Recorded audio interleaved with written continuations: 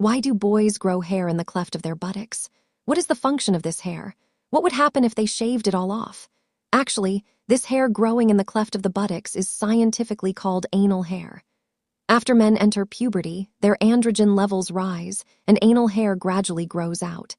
Compared to hair and beard, it feels finer and softer. However, anal hair does not grow directly on the anus, but rather acts as a natural barrier distributed on both sides of the anus, resembling a Venus flytrap.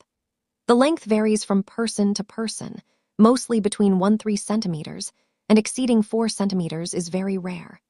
According to surveys, most boys dislike anal hair because it sticks to the anus after each use, and no matter how much they wipe, it's never completely clean and it stains their underwear. So, if it's so troublesome, why has anal hair been preserved in human evolution?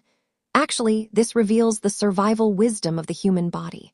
When humans first began to evolve, our ancestors were covered in thick body hair. At that time, anal hair, like other body hair, served to keep us warm, allow our skin to breathe, and retain our scent and pheromones. These scents helped our kind recognize each other more quickly.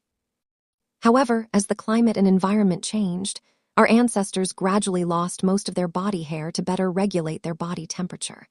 But our buttocks are a relatively delicate area, particularly susceptible to bacterial and viral invasion, so anal hair, like a guardian, was preserved. The downside is that anal hair can only stay in the buttock crease, which can be a bit stuffy.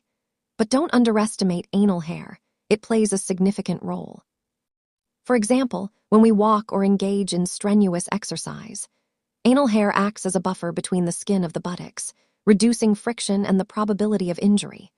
On the other hand, it effectively blocks viruses and bacteria from invading the genital area, providing some protection. However, for people with thick anal hair, it can be troublesome. Feces stick to the hair after each bowel movement. But if the anal hair is removed, new problems arise.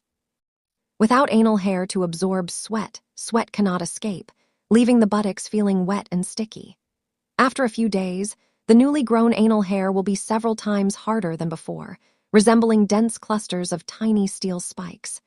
Sitting down at this point will feel prickly and itchy, making it difficult to sit or stand.